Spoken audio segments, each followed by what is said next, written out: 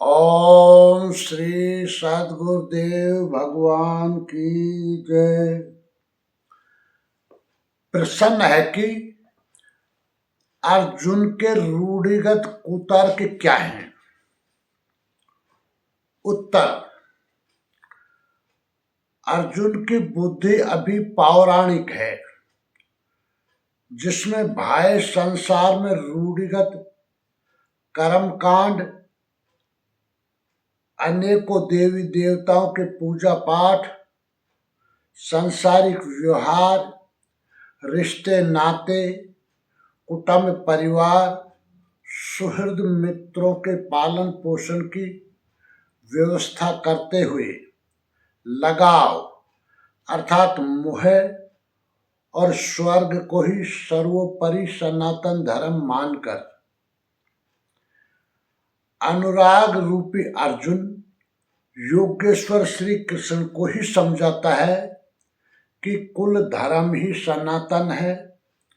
इस युद्ध में स्त्रियां दूषित होंगी, इस युद्ध से स्त्रियां दूषित होंगी, जिससे वर्ण संकर पैदा होंगे। इस वजह से पिंडोदक क्रिया लुप्त होगी। इस प्रकार पितृ भी गिर जाएंगे, पूरा कुल पाप में डूब जाएगा। भूत, भविष्य, वर्तमान सभी नरक में चले जाएंगे।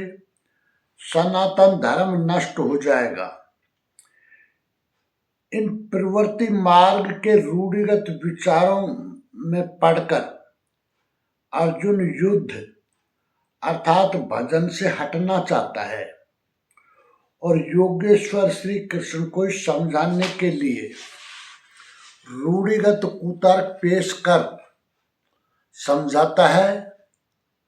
वह गीता 1/40 में कहता है, कुल क्षय प्रणश्यन्ति कुल धर्मा सनातना धर्मे नष्टे कुलम कृष्ण अधर्मो भी भवत्युत। गीता 1/40। कुल के नाश होने से सनातन कुल धर्म नष्ट हो जाते हैं। अर्जुन कुल धर्म कुलाचार को ही सनातन धर्म समझ रहा था।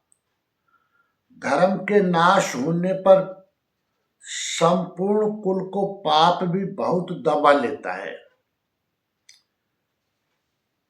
अर्जुन गीता 1/41 में कहता है, अधर्माभिभवात् कृष्ण प्रदुष्यन्ति कुल स्त्रिये स्त्रीषु दुष्टासु वार्ष्णे जायते वर्ण संकर। गीता 1/41। हे कृष्ण, पाप के अधिक बढ़ जाने से कुल की स्त्रियां दूषित हो जाती हैं। हे वार्ष्णेय, स्त्रियों के दूषित होने पर वर्ण संकर उत्पन्न होता है। अर्जुन की मान्यता थी कि कुल की स्त्रियों के दूषित होने से वर्ण संकर होता है, किंतु श्री कृष्ण ने इसका खंडन करते हुए आगे बताया कि मैं अथवा स्वरूप में स्थित महापुरुष यदि आराधना क्रम में भ्रम उत्पन्न कर दे तब वर्ण संकर होता है। वर्ण संकर के दोषों पर अर्जुन गीता 1/42 में प्रकाश डालता है। संक्रो नरकाय कुलग्ना नाम कुलस्य च पतन्ति पितरो हेषाम लुप्त पिंडोदक क्रिया। गीता 1/42। वर्ण संकर कुल घातियों और कुल को नरक में ले जाने के लिए ही होता है। लुप्त हुई पिंडोदक क्रिया वाले इनके पितृ लोग भी गिर जाते हैं। वर्तमान नष्ट हो जाता है, अतीत के पितृ भी गिर जाते हैं और भविष्य वाले भी गिरेंगे। इतना ही नहीं, गीता 1/43 में अर्जुन कहता है, दोषैरे तै कुलग्नानां वर्ण संकर कारकई उत्सादयन्ते जाति धर्म कुल धर्माश्च शाश्वता। गीता 1/43। इन वर्ण संकर कारक दोषों से कुल और कुल घातियों के सनातन कुल धर्म और जाति धर्म नष्ट हो जाते हैं। अर्जुन मानता था कि कुल धर्म सनातन है, कुल धर्म ही शाश्वत है, किंतु श्री कृष्ण ने इसका खंडन किया और आगे बताया कि आत्मा ही सनातन शाश्वत धर्म है। वास्तविक सनातन धर्म को जानने से पहले मनुष्य धर्म के नाम पर किसी न किसी रूढ़ी को जानता है। ठीक इसी प्रकार अर्जुन भी जानता है, जो श्री कृष्ण के शब्दों में एक रूढ़ी है। अर्जुन गीता 1/44 में कहता है, उत्सन्न कुल धर्माणाम मनुष्याणाम जनार्दन नरके नियतम वासो भवति तेन शोषुम।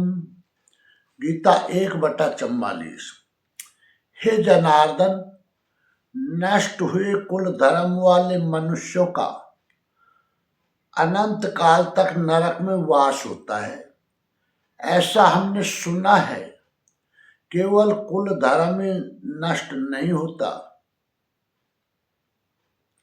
बल्कि शाश्वत सनातन धर्म भी नष्ट हो जाता है। जब धर्म ही नष्ट हो गया, तब ऐसे पुरुष का अनंत काल तक नरक में निवास होता है। ऐसा हमने सुना है, देखा नहीं, सुना है।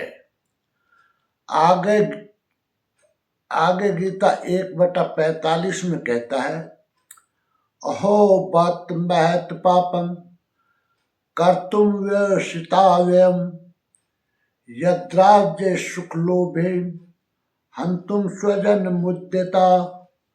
गीता 1/45। अहो, शोक है कि हम लोग बुद्धिमान होकर भी महान पाप करने को तैयार हुए हैं। राज्य और सुख के लोभ से अपने कुल को मारने के लिए उद्यत हुए हैं। अभी अर्जुन अपने को कम ज्ञाता नहीं समझता। आरंभ में प्रत्येक साधक इसी प्रकार बोलता है। महात्मा बुद्ध का कथन है कि मनुष्य जब अधूरी जानकारी रखता है तो अपने को महान ज्ञानी समझता है, और जब आधे से आगे की जानकारी हासिल करने लगता है तो अपने आप को महान मूर्ख समझता है। ठीक इसी प्रकार अर्जुन भी अपने को ज्ञानी ही समझता है। वह श्री कृष्ण को ही समझाता है कि इस पाप से परम कल्याण हो, ऐसी बात भी नहीं। केवल राज्य और सुख के लोभ में पड़कर हम लोग कुल नाश करने को उद्यत हुए हैं। महान भूल कर रहे हैं, हम ही भूल कर रहे हैं, ऐसी बात नहीं, आप भी भूल कर रहे हैं। एक धक्का श्री कृष्ण को भी दिया। अंत में गीता 1/46 में अर्जुन अपना निर्णय देता है। यदि माम प्रतीकारम अशस्त्रम शस्त्र पाणिये धार्तराष्ट्रारणे हन्युष तन्मे क्षेत्रम भवेत। गीता 1/46। यदि मुझ शस्त्र रहित सामना न करने वाले को शस्त्रधारी धृतराष्ट्र के पुत्र रण में मारे तो उनका वो मारना भी मेरे लिए अति कल्याणकारी होगा। इतिहास तो कहेगा कि अर्जुन समझदार था, जिसने अपनी बलि देकर युद्ध बचा लिया। लोग प्राणों की आहुति दे डालते हैं कि भोले भाले मासूम बच्चे सुखी रहें, कुल तो बचा रहे, मनुष्य विदेश चला जाए, वैभवपूर्ण प्रसाद में रहे, किंतु 2 दिन बाद उसे अपनी छोड़ी हुई झोंपड़ी याद आने लगती है। मोह इतना प्रबल होता है। इसलिए अर्जुन कहता है कि शस्त्रधारी धृतराष्ट्र के पुत्र मुझ में प्रतिकार करने वाले को रण में मार दें, तब भी वे मेरे लिए अति कल्याणकारी होगा, ताकि लड़के तो सुखी रहें। गीता 1/47 में संजय कहता है,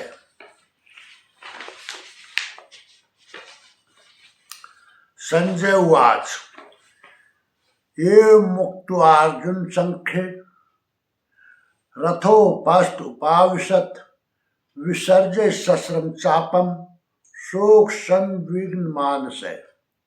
गीता 1/47।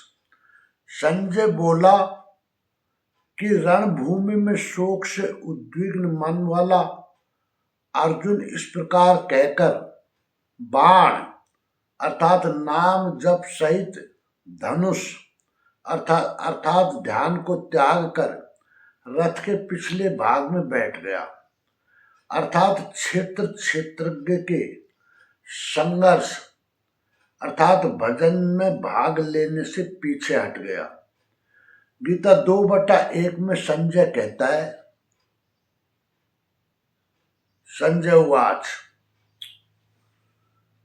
तम तथा कृपयाविष्टम अश्रुपूर्ण कुलेक्षणम विषीदन्ति मिदं वाक्यम उवाच मधुसूदन। गीता 2/1। संजय ने कहा, करुणा से व्याप्त अश्रुपूर्ण व्याकुल नेत्रों वाले उस अर्जुन के प्रति मधुसूदन मद का विनाश करने वाले भगवान श्री कृष्ण ने गीता 2/2 में ये वचन कहा। श्री भगवान वाच कुतस्त्वा कस्मलमिदं विस्मय समुपस्थितम् अनार्य जुष्टम ऐश्वर्गम अकीर्ति कर्म अर्जुन। गीता 2/2। अर्जुन, इस विषम स्थल में तुझे ये अनार्यों वाला अज्ञान कहाँ से हो गया? विषम स्थल अर्थात जिसकी समता का सृष्टि में कोई स्थल है ही नहीं, पारलौकिक है लक्ष्य जिसका, ऐसे निर्विवाद स्थल पर तुझे अज्ञान कहाँ से हुआ? अज्ञान क्यों? अर्जुन तो सनातन धर्म की रक्षा के लिए कटिबद्ध है। क्या सनातन धर्म की रक्षा के लिए प्राणपण से तत्पर होना अज्ञान है? श्री कृष्ण कहते हैं, हाँ, यह अज्ञान है। न तो संभावित पुरुषों द्वारा इसका आचरण किया गया है, न ये स्वर्ग ही देने वाला है, और न ये कीर्ति को ही करने वाला है। सन्मार्ग पर जो दृढ़ता पूर्वक आरूढ़ है उसे आर्य कहते हैं। गीता आर्य संहिता है। परिवार के लिए मरना मिटना यदि अज्ञान न होता तो महापुरुष उस पर अवश्य चले होते। यदि कुल धर्म ही सत्य होता तो स्वर्ग और कल्याण की निश्रेणी अवश्य बनती। ये कीर्तिदायक भी नहीं है। मीरा भजन करने लगी तो लोग कहे मीरा भई बावरी, सास कहे कुल नासिरे। जिस परिवार, कुल और मर्यादा के लिए मीरा की सास बिलख रही थी, आज उस कुलवंती सास को कोई नहीं जानता। मीरा को विश्व जानता है। ठीक इसी प्रकार परिवार के लिए जो परेशान हैं, उनकी भी कीर्ति कब तक रहेगी? जिसमें कीर्ति नहीं, कल्याण नहीं, श्रेष्ठ पुरुषों ने भूल कर भी जिसका आचरण नहीं किया, तो सिद्ध है कि वह अज्ञान है। गीता 2/3 में श्री कृष्ण कहते हैं, क्लेब्यम मा इष्म गमे पार्थ नैतत्त्वेयुपपद्येते क्षुद्रम हृदय दौर्बल्यम त्यक्तोत्तिष्ठ परन्तप। गीता 2/3। अर्जुन, तू नपुंसकता को मत प्राप्त हो। क्या अर्जुन नपुंसक था? क्या आप पुरुष हैं? नपुंसक वह है जो पौरुष से हीन हो। सब अपनी समझ से पुरुषार्थ ही तो करते हैं। किसान रात दिन खून पसीना एक करके खेत में पुरुषार्थ ही तो करता है। कोई व्यापार में पुरुषार्थ समझता है, तो कोई पद का दुरुपयोग करके पुरुषार्थी बनता है। जीवन भर पुरुषार्थ करने पर भी खाली हाथ जाना पड़ता है। स्पष्ट है कि ये पुरुषार्थ नहीं है। शुद्ध पुरुषार्थ है आत्मदर्शन। गार्गी ने याज्ञवल्क्य से कहा, न न प्रसंग न न न प्रसंग कै पुमान गेयो यो न वेत्ति हृदय स्थितम पुरुषम स्वप्रकाशम तस्मा आनंदात्मानमयम्। आत्म पुराण। वे पुरुष होते हुए भी नपुंसक है जो हृदयस्थ आत्मा को नहीं पहचानता।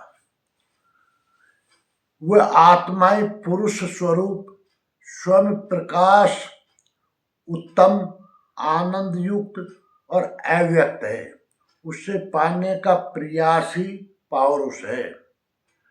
अर्जुन, तू नपुंसकता को न प्राप्त हो, ये तेरे योग्य नहीं है।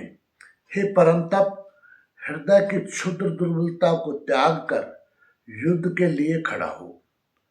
आसक्ति का त्याग करो, ये हृदय की दुर्बलता मात्र है। इस पर आगे अर्जुन ने गीता 2/4 में तीसरा प्रश्न प्रस्तुत किया। अर्जुन उवाच, कथम भीष्मं संख्ये द्रोणं च मधुसूदन इषुभिः प्रतियोत्स्यामि पूजार्हा वरिसूदन। गीता 2/4। अहंकार का शमन करने वाले मधुसूदन, मैं रणभूमि में पितामह भीष्म और आचार्य द्रोण से किस प्रकार बाणों से युद्ध करूंगा, क्योंकि अरिसूदन, वे तो दोनों ही पूजनीय हैं। द्वैत ही द्रोण है। प्रभु अलग है, हम अलग हैं। द्वैत का ये भानी प्राप्ति की प्रेरणा का आरंभिक स्रोत है। यही द्रोणाचार्य का गुरुत्व है। ब्रह्म ही भीष्म है। जब तक ब्रह्म है तभी तक बच्चे, परिवार, रिश्तेदार सभी अपने लगते हैं। अपना लगने में ब्रह्म ही माध्यम है। आत्मा इन्हीं को पूज्य मानकर इनके साथ रहता है कि ये पिता है, दादा है, कुल गुरु है इत्यादि। साधना के पूर्ति काल में गुरु न चेला, पुरुष अकेला। न बंधो न मित्रम, गुरु न शिष्य, शिवा चिदानंद रूप शिवोहम शिवोहम। आत्मष्टक 5। जब चित्त उस परम आनंद में विलीन हो जाता है, तब न गुरु ज्ञानदाता और न शिष्य ग्रहण करता ही रह जाता है। यही परम की स्थिति है। गुरु का गुरुत्व प्राप्त कर लेने पर गुरुत्व एक जैसा हो जाता है। श्री कृष्ण कहते हैं, अर्जुन, तू मुझ में निवास करेगा। जैसे जैसे श्री कृष्ण वैसा ही अर्जुन, और ठीक वैसा ही प्राप्ति वाला महापुरुष हो जाता है। ऐसी अवस्था में गुरु का भी विलय हो जाता है, गुरुत्व हृदय में प्रवाहित हो जाता है। अर्जुन गुरु पद की ढाल बनाकर इस संघर्ष में प्रवृत्त होने से कतराना चाहता है। वह गीता 2/5 में कहता है, गुरु ने हत्वा हि महानुभावान श्रेयो भोक्तुम भेक्षेमपि लोके हत्वार्थ कामांस्तु गुरुर्निहेव भुंज्य भोगान हृदय प्रदीप्तान। गीता 2/25। इन महानुभाव गुरुजनों को न मारकर मैं इस लोक में भिक्षा का अन्न भी श्रेयस्कर समझता हूँ। यह भिक्षा का अर्थ उदर पोषण के लिए भीख मांगना नहीं, बल्कि सत्पुरुषों की टूटी फूटी सेवा द्वारा उनसे कल्याण की याचना ही भिक्षा है। अन्नम ब्रह्मोति व्यजानत, तैत्तिरीय उपनिषद भृगवल्ली 2/1। अन्न एकमात्र परमात्मा है, जिसे प्राप्त करके आत्मा सदा के लिए तृप्त हो जाता है, कभी अतृप्त नहीं रहता। हम महापुरुषों की सेवा और याचना द्वारा सैन्य सैन्य ब्रह्म पीयूष प्राप्त करें, किंतु ये परिवार न छूटे। यही अर्जुन के भिक्षान्न की कामना है। संसार में अधिकांश लोग ऐसा ही करते हैं। वे चाहते हैं कि पारिवारिक स्नेह संबंध न मारना पड़े और मुक्ति भी सैन्य सैन्य मिल जाए, किंतु चलने वाले पथिक के लिए, जिसके संस्कार इनसे ऊपर हैं, जिसमें संघर्ष की क्षमता है, स्वभाव में क्षत्रियत्व प्रवाहित है, उसके लिए इस भिक्षान्न का विधान नहीं। स्वयं न करके याचना करना भिक्षान्न है। गौतम बुद्ध ने भी मध्यम निकाय के धम्मदाया सूत्र 1/1/3 में इस भिक्षान्न को आमिष दायाद कहकर हे माना है, जबकि शरीर यापन से सभी भिक्षु थे। इन गुरुजनों को मारकर मिलेगा क्या? इस श्लोक में रुधिर से सने अर्थ और काम के भोगी तो भोगने को मिलेंगे। अर्जुन कदाचित सोचता था कि भजन से भौतिक सुखों की मात्रा में अभिवृद्धि होगी। इतना संघर्ष झेलने के बाद भी इस शरीर के पोषक अर्थ और काम के भोगी तो मिलेंगे। वे पुनः गीता 2/26 में तर्क देता है, न चेत्वेदं कत्रन्न गर्यो यद्वा जयेम यदि वा नो जयेयु यानेव हत्वा न जिजीविषामस् तेव स्थिता प्रमुखे धार्तराष्ट्रा। गीता 2/26 गीता 2/6। ये भी निश्चित नहीं है कि वो भोग मिलेगा ही। ये भी हम नहीं जानते कि हमारे लिए क्या करना श्रेयस्कर है, क्योंकि जो कुछ हमने कहा वह अज्ञान प्रमाणित हो गया। ये भी ज्ञात नहीं है कि हम जीतेंगे अथवा वे ही जीतेंगे, जिन्हें मारकर हम जीना भी नहीं चाहते। वे धृतराष्ट्र के पुत्र हमारे सामने खड़े हैं। जब अज्ञान रूपी धृतराष्ट्र से उत्पन्न मोह इत्यादि स्वजन समुदाय मिटी जाएंगे, तब हम जीकर ही क्या करेंगे? अर्जुन पुनः सोचता है कि जो कुछ हमने कहा कदाचित ये भी अज्ञान हो। अतः गीता 2/7 में भगवान श्री कृष्ण से प्रार्थना करता है, कार्पण्य दोषोपहत स्वभावे पृच्छामि त्वां धर्म समूढ़ चेता यच्छ्रेष्यान्निश्चितं ब्रूहि तन्मे शिष्यस्ते हम साधिमां त्वां प्रपन्नम। गीता 2/7। कायरता के दोष से नष्ट स्वभाव वाला, धर्म के विषय में सर्वथा मोहित चित्त हुआ, मैं आपसे पूछता हूँ, जो कुछ निश्चित परम कल्याणकारी हो वो साधन मेरे लिए कहिए। मैं आपका शिष्य हूँ, आपकी शरण में हूँ, मुझे साधिए, केवल शिक्षा न दीजिए बल्कि जहाँ लड़खड़ाऊं वह संभालिए। लाद दे लदाए दे और लादने वाला साथ चले। कदाचित गट्ठा गिर पड़ा तब कौन लदवाएगा। ऐसा ही समर्पण अर्जुन का है। यह अर्जुन ने पूर्ण समर्पण कर दिया। अभी तक वो श्री कृष्ण को अपने स्तर का ही समझता था, अनेक विद्याओं में अपने को कुछ आगे मानता था। यहाँ उसने अपनी बागडोर श्री कृष्ण को वस्तुतः सौंप दी। सदगुरु पूर्ति पर्यंत हृदय में रहकर साधक के साथ चलते हैं।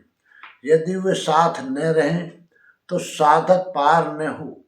युवा कन्या के परिवार वाले जिस प्रकार शादी विवाह तक उसको संयम की शिक्षा देते हुए संभाल ले जाते हैं, ठीक इसी प्रकार सदगुरु अपने शिष्य के अंतरात्मा से रथी होकर उसे प्रकृति की घाटियों से निकालकर पार कर देते हैं। अर्जुन गीता 2/8 में निवेदन करता है कि भगवान एक बात और है, नहीं प्रपश्यामि मम पनुद्यात् यच्छोक मुच्छोषणमिन्द्रियाणाम् एवाच्य भूमाओ सतन्मृतम् राज्यं सुराणामपि चाधिपत्यम्।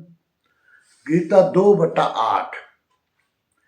भूमि पर निष्कंटक धन धान्य संपन्न राज को और देवताओं के स्वामीपन इंद्र पद को पाकर भी मैं उस उपाय को नहीं देखता जो मेरी इंद्रियों को सुखाने वाले शोक को दूर कर सके। जब शोक बना ही है तो ये सब लेकर ही मैं क्या करूँगा। यदि इतना ही मिलना है तो क्षमा करें। अर्जुन ने सोचा, अब इसके आगे बताएंगे भी क्या। संजय गीता 2/9 में कहता है, संजय उवाच ये मुक्त्वा हृषीकेशं गुडाकेश परन्तप न योत्स्य इति गोविंदम उक्त्वा तूष्णीं बभूव। गीता 2/9। संजय बोला, हे राजन, मोह निशाजयी अर्जुन ने हृदय के सर्वज्ञ श्री कृष्ण से यह कहकर कि गोविंद मैं युद्ध नहीं करूंगा, चुप हो गया। निष्कर्ष यह है कि अब तक अर्जुन की दृष्टि पौराणिक है, जिसमें कर्म कांडों के साथ भोगों की उपलब्धि का विधान है, जिसमें स्वर्ग ही सब कुछ माना जाता है, जिस पर श्री कृष्ण आगे प्रकाश डालेंगे कि ये विचारधारा भी गलत है। पारिवारिक मोहादि की वजह से ही हम सांसारिक सुख भोगों की लालसा में रूढ़िगत कर्म कांडों में फंस जाते हैं। इसी प्रकार अर्जुन की बुद्धि भी इन्हीं रिश्ते नातों तथा कर्म कांडों के विचारों से भ्रमित हो गई। अर्जुन भी युद्ध अर्थात भजन से कतराने लगा, लेकिन अर्जुन अधिकारी था, इसलिए सदगुरुदेव योगेश्वर श्री कृष्ण ने आगे 18 अध्याय गीता के उपदेश सुनाकर अर्जुन को इन पौराणिक विचारों और रूढ़ियों की जकड़न से बाहर निकालकर दुखों की अग्नि में जलने से बचा लिया और वापस युद्ध अर्थात भजन करने को तैयार कर दिया। प्रश्न पूरा हुआ। संपूर्ण जानकारी के लिए देखें परम पूज्य योगेश्वर स्वामी श्री अड़गड़ानंद जी महाराज की व्याख्या यथार्थ गीता। ओम श्री सद्गुरुदेव भगवान की जय।